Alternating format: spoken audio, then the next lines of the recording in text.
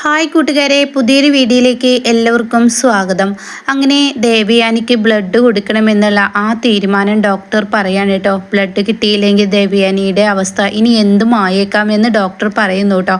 എന്നാൽ ഈ സമയം അനന്തപുരിയിൽ നിന്നും അനാമിക ഇറങ്ങിപ്പോയിരിക്കല്ലേ. മുത്തശ്ശനും അനിയും ഒക്കെ ഒരേ തീരുമാനമെടുക്കുകയാണ്. എന്ത് പറഞ്ഞിട്ടും അനിയുടെ മനസ്സ് ഇളകുന്നില്ല. അനി ഈ ഇറങ്ങിപ്പോയവളെ തേടി അനി വരുന്നില്ല. അതുകൊണ്ട് തന്നെ വേണു പറയാണ്, മോളെ, നഷ്ടം നമുക്ക് മാത്രമാണ് ഉണ്ടാവുന്നത്. അതുകൊണ്ട് അവിടുത്തെ മൂർത്തി സാർ അറിഞ്ഞിട്ടാണ് ഈ കളി കളിക്കുന്നതെങ്കിൽ നിന്നെ വിളിച്ചു കൊണ്ടുവരാൻ ഒരു പക്ഷേ അനി തയ്യാറാവില്ല. അതുകൊണ്ട് നീ ആയിട്ട് ഇറങ്ങിപ്പോന്നതാണ്, നീയായിട്ട് തന്നെ കയറി ചെന്നേക്കെന്ന് പറയാൻ കേട്ടോ. എന്നാൽ ഈ സമയം അനാമിക പറയും, അച്ഛാ, ഇനി ഞാൻ എങ്ങനെ ആ വീട്ടിലോട്ട് ആരും എന്നെ വിളിക്കാൻ വരാതെ കയറി വരുമെന്നിങ്ങനെ ചോദിക്കുമ്പോൾ അതിനൊക്കെ ഒരു വഴിയുണ്ടെന്ന് പറയാൻ കേട്ടോ. ഇതേ സമയം നീ എൻ്റെ കൂടെ വാ എന്ന് പറഞ്ഞിട്ട് വേണു എന്ത് ചെയ്യുന്നു, മൂർത്തി സാറിൻ്റെ ആ ഒരു സിമ്പതി, സ്നേഹം പിടിച്ചു പറ്റാനും അവർക്ക് മുന്നിൽ താനൊരു വലിയ സംഭവമാണെന്ന് ആക്കാനും വേണ്ടി അനാമികയും കൊണ്ട് അനന്തപുരിയിലെ പടി ചവിട്ടാണ് കേട്ടോ. എന്താ അച്ഛ, എന്ത് പണിയാണ് ഈ കാണിക്കുന്നത്? ഇറങ്ങിപ്പോയ എന്നെ അച്ഛൻ പിടിച്ചു വലിച്ചു കൊണ്ടുവരുന്നോ? അതൊക്കെയുണ്ട്, നീ എൻ്റെ കൂടെ വാ എന്ന് പറഞ്ഞിട്ട് മൂർത്തി സാറിൻ്റെ അടുത്തോട്ട് പോവാണ് കേട്ടോ. അങ്ങനെ മുത്തശ്ശൻ അവിടെ ഇങ്ങനെ നിൽക്കുന്നുണ്ടാവും. അപ്പോൾ വളർത്തു ദോഷം വളർത്തിയവരുടെ ഗുണമാണല്ലോ അനാമിക കാണിച്ചത് എന്നിങ്ങനെ മുത്തശ്ശൻ പറഞ്ഞിരുന്നല്ലോ. അപ്പോൾ ഇറങ്ങിപ്പോയത് കൊണ്ട് തന്നെ വലിയൊരു മൈൻഡൊന്നും മുത്തശ്ശൻ കൊടുക്കുന്നില്ല. അപ്പോഴേക്കും ജലജയും ഈ പറയുന്ന നവ്യൊക്കെ ഇറങ്ങി വന്നു കേട്ടോ. അങ്ങനെ ഉടൻ തന്നെ വേണു പറയാണ്, ഇവിടുത്തെ മൂർത്തി സാർ എന്നോട് ക്ഷമിക്കണം, എൻ്റെ മകളുടെ പക്വതക്കുറവ്, അവൾക്ക് പ്രായത്തിൻ്റെ ആ ഒരു ബുദ്ധിയില്ലായ്മയാണ് അവളിപ്പോൾ കാണിച്ചത്. അവൾക്ക് ഏതാണ് തെറ്റ് ഏതാണ് ശരിയെന്ന് തിരിച്ചറിയാനുള്ള കഴിവൊന്നും ആയിട്ടില്ല. അതുകൊണ്ട് അച്ഛനമ്മമാരായ ഞാനാണ് തെറ്റ് തിരുത്തേണ്ടത്. എൻ്റെ ഭാര്യയും അതിനൊപ്പം കൂട്ടുനിന്നു. അതുകൊണ്ട് എന്നോട് ക്ഷമിക്കണം, എൻ്റെ മകൾ ചെയ്ത തെറ്റിന്. ഇവിടെ നവ്യ ഇങ്ങനെ ഓരോന്ന് പറഞ്ഞപ്പോൾ അവളുടെ മനസ്സിൽ നിന്നും അറിയാതെ വിഷമങ്ങൾ പൊട്ടിയതാണ്. അവൾ ഇങ്ങനെയാണ് ഇടപെടുന്നതിന് ഓരോ കാര്യങ്ങൾ തീരുമാനിക്കും, അതാണ് അവളുടെ സ്വഭാവം എന്നൊക്കെ പറയുമ്പോൾ കെട്ടിച്ചയച്ച വീട്ടിൽ പെൺകുട്ടികളെ ഇങ്ങനെയൊക്കെ അംഗീകരിക്കാൻ എല്ലാവർക്കും പറ്റില്ലല്ലോ. എന്നാലും ഇത്രയും അഹങ്കാരം അനാമിക നിനക്ക് പാടില്ല എന്ന് പറയണ്ട. അപ്പോൾ ഉടൻ തന്നെ അനാമിക പറയാണ്, ഞാൻ എൻ്റെ അച്ഛൻ്റെയും അമ്മയുടെയും ഒരൊറ്റ മോളാണ്. അതുകൊണ്ട് തന്നെ എനിക്ക് ഇങ്ങനെയുള്ളതൊക്കെ കേട്ടപ്പോൾ പെട്ടെന്ന് എനിക്ക് സങ്കടമായി. എന്നെ എന്തിനും ഏതിനും സപ്പോർട്ട് ചെയ്യുന്ന എൻ്റെ വല്യമ്മക്ക് ഞാനാണ് ഈ പണി ചെയ്തതെന്നൊക്കെ ഈ നവ്യ പറഞ്ഞപ്പോൾ എനിക്ക് വലിയ സങ്കടമായി എന്ന് പറയാനിട്ടോ. അപ്പോൾ ഇതേ സമയം വീണ്ടും തന്നെ പറയണേ, എടി നീ എന്താ ഇങ്ങനെ സംസാരിക്കുന്നത്? നീ ഒന്ന് അച്ചടക്കത്തിലും ഒതുക്കത്തിലും സംസാരിക്കുക. ഈ വീട്ടിലെ നിന്റെ ഏട്ടത്തിയാണ് ഈ നിൽക്കുന്നത്, അവരെ ഏട്ടത്തി തന്നെ എന്ന് വിളിക്കണം, അല്ലാതെ പേരെടുത്ത് വിളിക്കരുത് എന്ന് പറഞ്ഞിട്ട് വേണു അങ്ങ് വഴക്ക് പറയാൻ കേട്ടോ. അതുകൊണ്ട് തന്നെ മുത്തശ്ശന് വേണുവിൽ ഒരു വിശ്വാസം വന്നു എന്ന ഒരു തോന്നൽ വേണുവിനുണ്ടാവുന്നു കേട്ടോ. പക്ഷേ മുത്തശ്ശനല്ലേ കൂർമ്മ ബുദ്ധിയുള്ള ആളായതുകൊണ്ട് തന്നെ മുത്തശ്ശന് തെറ്റും ശരിയും തിരിച്ചറിയാനുള്ള ആ കഴിവുണ്ട് കേട്ടോ. അങ്ങനെ മുത്തശ്ശൻ ഏതുവരെ പോവും ഇവരുടെ പ്രകടനം എന്നറിയാൻ വേണ്ടി തന്നെ നിൽക്കുകയാണ്. അപ്പോഴാണ് അനി അങ്ങോട്ടേക്ക് കയറി വരുന്നത്. അങ്ങനെ അനി പറയാണ്, വല്യമ്മയുടെ കാര്യം പറയാൻ കഴിയാത്ത ഒരവസ്ഥയാണ്, വല്യമ്മക്ക് ഈ ബ്ലഡ് ഗ്രൂപ്പ് വേണം, അത് കിട്ടാനും ബുദ്ധിമുട്ടാണ്, റയറാണ്, അതുകൊണ്ട് ആരെങ്കിലും അത് കൊടുക്കണമെന്ന് പറയാൻ കേട്ടോ. ഇതേ സമയം എല്ലാവരും ഞെട്ടിപ്പോവാണ്. അപ്പോൾ ഏതാ ബ്ലഡ് ഗ്രൂപ്പ് എന്ന് ചോദിക്കുമ്പോൾ അവിടെ അനാമികയുടെ ബ്ലഡ് ഗ്രൂപ്പ് അതാണെന്ന് വേണു പറയാൻ കേട്ടോ. മോളെ അനാമികയെ നീ കൊടുക്കുകയെന്ന് പറയാൻ കേട്ടോ. ഇതേ സമയം അനാമിക തൻ്റെ അച്ഛനാണെന്ന് പോലും നോക്കില്ല. പെട്ടെന്ന് തൻ്റെ അച്ഛനെ ദേഷ്യത്തോടു കൂടി നോക്കുകയാണ് കേട്ടോ. എന്നാൽ ഈ സമയം നവ്യയും ആകെ ഞെട്ടിപ്പോവാണ്. ഇനി എന്ത് ചെയ്യും, എൻ്റെ മോൾക്ക് ഇങ്ങനെ ഒരു അവസ്ഥ വന്നല്ലോ എന്നിങ്ങനെ മുത്തശ്ശി പറയാണ്, വസുന്ധര പറയാണ്. അപ്പോൾ ഉടൻ തന്നെ എന്തായാലും എനിക്കെൻ്റെ വല്യമ്മയെ കാണണം, എനിക്ക് എൻ്റെ വല്യമ്മയെ കണ്ടേ പറ്റുള്ളൂ എന്നൊക്കെ പറഞ്ഞിട്ട് അനാമിക വലിയൊരു പ്രകടനം തന്നെ അവിടെ നടത്തിയിട്ട് അനാമിക ഈ ദേവയാനിയെ കാണാൻ ഹോസ്പിറ്റലിൽ ചെല്ലാൻ കേട്ടോ. എന്നാൽ ഈ സമയം ദേവയാനി ഇങ്ങനെ ഹോസ്പിറ്റലിൽ ഇങ്ങനെ കിടക്കുന്നുണ്ടാവും. അബോധാവസ്ഥയിലാണെങ്കിലും ദേവയാനിക്ക് ആര് വന്നു പോകുന്നു ചെയ്യുന്നു എന്നുള്ള ആ ഒരു ഓർമ്മ ദേവയാനിയിൽ ഉണ്ടാവും കേട്ടോ. അങ്ങനെ അനാമിക വരികയാണ്. അങ്ങനെ അനാമിക വന്ന ഉടൻ തന്നെ അവിടെ ഇങ്ങനെ ആദർശം ഇങ്ങനെ പറയാണ്, എന്തായാലും ഇങ്ങനെ ഈ ഒരു ബ്ലഡ് ഗ്രൂപ്പ് കിട്ടണം അമ്മക്ക്, അതിനെന്താ ചെയ്യുക എന്നൊക്കെ ഇങ്ങനെ സംസാരിക്കുകയാണ് കേട്ടോ.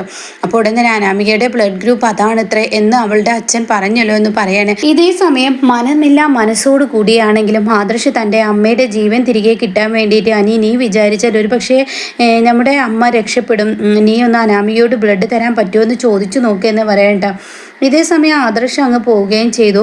എന്നാൽ ഈ സമയം അനാമികയോട് ഇങ്ങനെ ചോദിക്കുകയാണ്, നിൻ്റെ ബ്ലഡ് ഗ്രൂപ്പ് അമ്മയുടേതാണ് വല്യമ്മയുടേതാണല്ലോ, അതുകൊണ്ട് ആ ബ്ലഡ് ആയതുകൊണ്ട് നീ ഒന്ന് ബ്ലഡ് തന്ന് സഹായിക്കുമോ എന്ന് ചോദിക്കുമ്പോൾ ഉടൻ തന്നെ അനാമിക അങ്ങ് പൊട്ടിത്തെറിക്കുകയാണ് കേട്ടോ. അനാമിക പറയാണ്, എനിക്കൊരിക്കലും നിങ്ങളുടെ വല്യമ്മക്ക് ബ്ലഡൊന്നും തന്ന് സഹായിക്കാൻ കഴിയില്ല. ഞാൻ ഒരു ഇതില്ലാത്ത പെണ്ണാണ്, എനിക്കധികം ബ്ലഡൊന്നുമില്ല, എനിക്ക് തളർച്ചയും ഇതൊക്കെ വരും, എന്നെക്കൊണ്ടൊന്നും പറ്റില്ല എന്ന് പറയണ്ടാവും. ഞാൻ എന്തായാലും വല്യമ്മയെ കാണാനാണ് വന്നത്, വല്യമ്മയെ ഒന്ന് കാണട്ടെ എന്ന് പറഞ്ഞിട്ട് ദേവയാനിയുടെ റൂമിൽ ചെല്ലണം കേട്ടോ. ഇതേ സമയം ദേവയാനി ഇങ്ങനെ അബോധാവസ്ഥയിൽ കിടക്കില്ലേ, ദേവയാനിയുടെ ഉള്ളിലൊരു ഉണർവുണ്ട് എന്ന് അനാമികക്ക് അറിയില്ല കേട്ടോ. അങ്ങനെ ദേവയാനി ഇങ്ങനെ കിടക്കുന്നത് കാണുമ്പോൾ അനാമിക ഇങ്ങനെ പറയാണ്, ആ വീട്ടിൽ നിങ്ങളായിരുന്നു എനിക്ക് എല്ലാത്തിനും ഒരു സഹായം, എൻ്റെ കുടുംബത്തിൻ്റെ ബാധ്യതകളുമെല്ലാം വീട്ടാൻ നിങ്ങളായിരുന്നു ആ വീട്ടിലുണ്ടായിരുന്നത്. പക്ഷേ എൻ്റെ വല്യമ്മേ, നിങ്ങൾ എന്നോട് ക്ഷമിക്കണം. കാരണം ഞാൻ ഈ പണി ചെയ്തത് നിങ്ങൾക്ക് വേണ്ടിയിട്ടല്ല, ഒരിക്കലും നിങ്ങളെ ഇതിൽ വീഴ്ത്തണമെന്ന് കരുതിയിട്ടല്ല. ആ നവ്യ എനിക്കും എൻ്റെ അമ്മക്കും എതിരായി കളിച്ചപ്പോൾ, അന്ന് പായസത്തിൽ പൊടി ചേർത്തപ്പോൾ അവൾക്കൊരു തിരിച്ചടി കൊടുക്കണമെന്ന് കരുതി അവളുടെ കുഞ്ഞിനെ കളയാൻ വേണ്ടിയാണ് ഞാൻ ആ പാലിൽ ഇങ്ങനെ ഒരു പൊടി ചേർത്തത്. പക്ഷേ എൻ്റെ വല്യമ്മ അത് കുടിക്കുമെന്ന് ഞാൻ സ്വപ്നത്തിൽ പോലും വിചാരിച്ചില്ല എന്ന് പറയണം കേട്ടോ. എന്നാൽ ഈ സമയം ഇതൊക്കെ ദേവയാനി കേട്ടിരിക്കുന്നു. പക്ഷെ ദേവയാനിക്ക് തളർച്ചയായതുകൊണ്ടും ഈ ഒരു എണിക്കാൻ കഴിയാത്തത് കൊണ്ടും ഈ ഉള്ളോർമ്മയുണ്ടെന്ന് അനാമികക്കും അറിയില്ല കേട്ടോ. അങ്ങനെ അനാമിക ദേവയാനിക്ക് മുന്നിൽ എല്ലാം വെളിപ്പെടുത്താണ്. ഇതേ സമയം ദേവയാനി അത് തൻ്റെ ചെവിയിൽ കിടന്ന് അലയടിക്കുന്ന ആ ഒരു പറച്ചിൽ ഇങ്ങനെ അനാമിക പറയാണ്, എനിക്ക് അവളെ ഒതുക്കണം, അതിനു വേണ്ടി മാത്രമാണ് ഞാനും എൻ്റെ അമ്മയും കൂടി ഇത് ചെയ്തത്, അവളുടെ കുഞ്ഞിനെ നശിപ്പിക്കാൻ വേണ്ടിയാണ് എന്നിങ്ങനെ പറയണം കേട്ടോ. അപ്പോൾ ഈ വാക്ക് ദേവയാനിയുടെ മനസ്സിൽ ഇങ്ങനെ പച്ച കുത്തിയതുപോലെ തന്നെ കിടക്കുകയാണ്. എന്നാൽ ഈ സമയം അനാമികയോട് വീണ്ടും മനി വന്നിട്ട് പറയണം, എൻ്റെ വല്യമ്മക്ക് എവിടുന്നും ബ്ലഡ് കിട്ടാനില്ല, പ്ലീസ് ദയവ് ചെയ്ത് നിൻ്റെ ബ്ലഡ് ഗ്രൂപ്പ് അതല്ലേ, കുറച്ച് ബ്ലഡ് തന്ന് സഹായിച്ച വല്യമ്മ ജീവിതത്തിലോട്ട് വരും.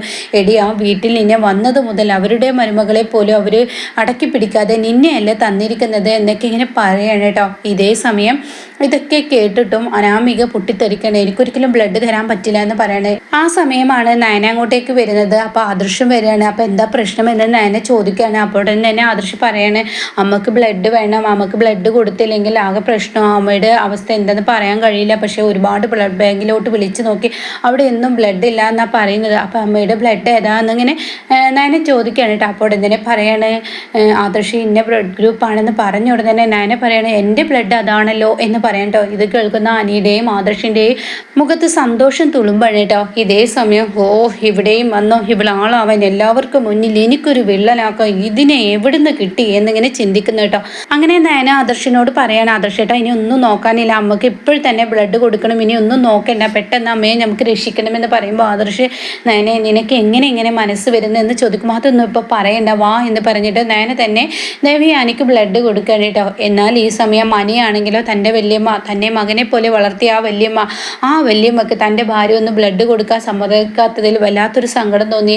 തൻ്റെ വല്യമ്മയെ കാണണമെന്ന് തോന്നണിട്ട. അങ്ങനെ അനി തൻ്റെ വല്യമ്മയെ കാണാൻ വേണ്ടി ആ ഐസിയുനുള്ളിലോട്ട് കയറാണ്. എന്നിട്ട് അനി പറയണേ, എൻ്റെ വല്യമ്മ കിടക്കുന്ന കിടത്തം കാണുമ്പോൾ എൻ്റെ മനസ്സ് അനുവദിക്കുന്നില്ല, എൻ്റെ മനസ്സ് പൊടിഞ്ഞു പോകുന്നു, എൻ്റെ വല്യമ്മക്ക് ഈ ഒരു അവസ്ഥ വന്നല്ലോ, അത് ആലോചിക്കാൻ പോലും എനിക്ക് വയ്യ.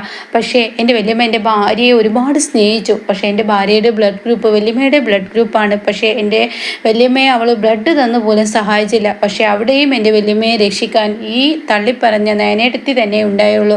വല്യമ്മ അത് മനസ്സിലാക്കുന്നില്ലല്ലോ എന്നിങ്ങനെ അനി പറയട്ടോ. അപ്പോൾ അതും ദേവയാനി ഉള്ളോർമ്മയിൽ ഇങ്ങനെ അറിയാണ് കേട്ടോ. അങ്ങനെ ദേവയാനി ഇതെല്ലാം കേൾക്കുന്നുണ്ട്. അങ്ങനെ ദേവയാനിയുടെ കണ്ണിൽ നിന്ന് കണ്ണുനീർ തുള്ളികൾ ഇങ്ങനെ വീഴുന്നുണ്ട്. പക്ഷെ അനി അത് ശ്രദ്ധിക്കുന്നില്ല കേട്ടോ.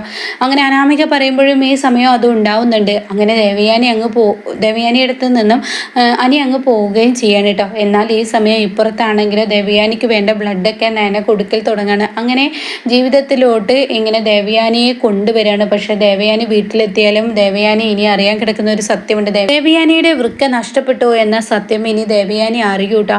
അപ്പോൾ ഇനി എന്തായാലും ദേവയാനി തള്ളിപ്പറഞ്ഞവരെയാണ് താൻ കൂടെ പിടിക്കേണ്ടത് എന്നുള്ള സത്യം തിരിച്ചറിയാൻ പോവാണ്. നയനയുടെ നന്മ തിരിച്ചറിയുമ്പോൾ ആ വീടിൻ്റെ മഹാലക്ഷ്മി തന്നെയാണ് നയന എന്നുള്ള ആ ഒരു തിരിച്ചറിവ് ദേവയാനിക്കുള്ളിൽ വരുന്ന ആ കിടുക്കൻ സീനുകളാണ് കേട്ടോ ഇനി വരാനിരിക്കുന്നത്.